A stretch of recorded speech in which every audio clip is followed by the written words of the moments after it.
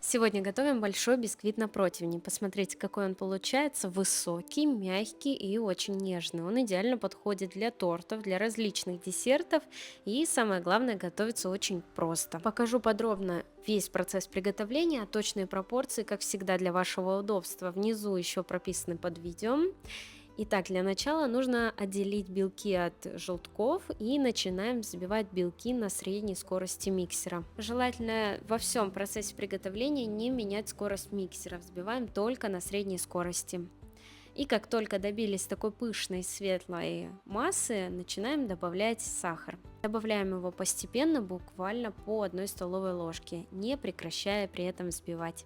Этот бисквит довольно простой в приготовлении, но если у вас останутся вопросы, я всегда открыта к любым вопросам в комментариях. Сейчас покажу один момент с сахаром. Мы будем добавлять не все количество, а оставим немножко для желтков.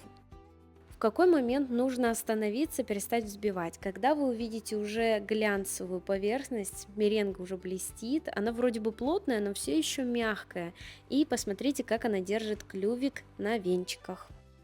Этот остаток сахара мы оставляем и будем его сейчас ароматизировать. Для этого в остаток сахара я добавляю цедру от 2 крупных лимонов. Можете, кстати, использовать и цедру апельсина, получится тоже очень вкусно и ароматно. Сюда же добавляю сразу пакетик ванильного сахара, можете использовать ванилин, ванильный стручок или ванильную пасту, что у вас имеется. Добавляю все, перемешиваю хорошо ложечкой для того, чтобы цедра раскрыла все свои ароматы и ароматизировала хорошо сахар.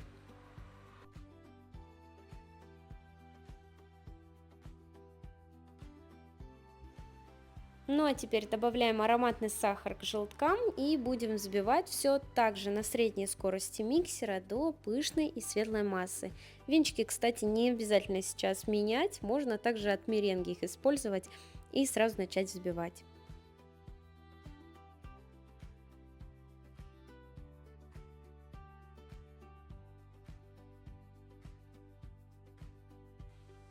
И как только добились светлой массы, останавливаем миксер и добавляем в желтки растительное масло. Используйте обязательно без запаха, от этого будет зависеть вкус бисквита. И сюда же добавляем молоко, используем его комнатной температуры или слегка теплое. Еще раз взбиваем на средней скорости миксера буквально до объединения ингредиентов.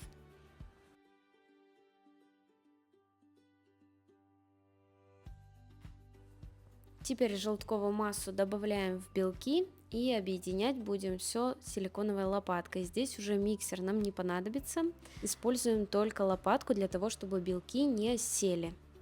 Слишком активно не перемешиваем, опять-таки для того, чтобы белки не сели. Перемешиваем обязательно снизу вверх.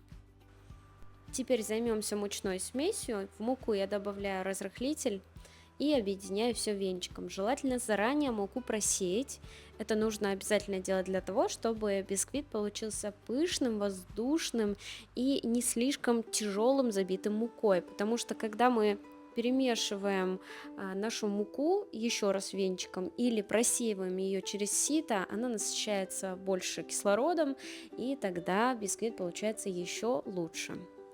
Постепенно добавляем понемногу, обязательно постепенно, чтобы наша воздушная масса не осела. Все перемешиваем венчиком снизу вверх.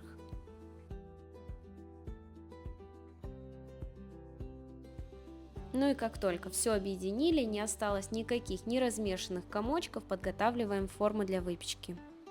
Так как сегодня я выпекаю не просто на противне, а при помощи такой металлической рамки, поэтому я использую на донышке фольгу. Выливаю все тесто, затем разравниваю все силиконовой лопаткой.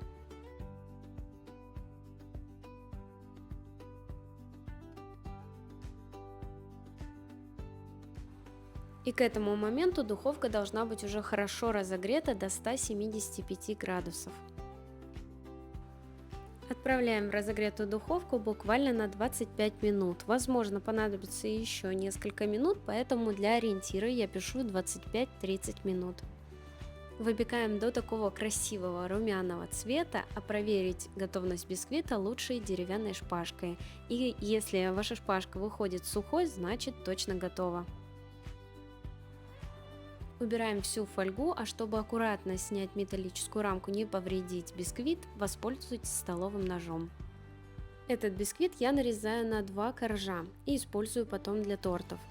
Но ни в коем случае не нарезайте его еще в теплом состоянии. Как только освободили его от формы, оставляем его, например, на решетке, чтобы он хорошо остыл полностью при комнатной температуре, а затем можно его обернуть пищевой пленкой и убрать в холодильник. Так он настоится, стабилизируется, будет еще вкуснее.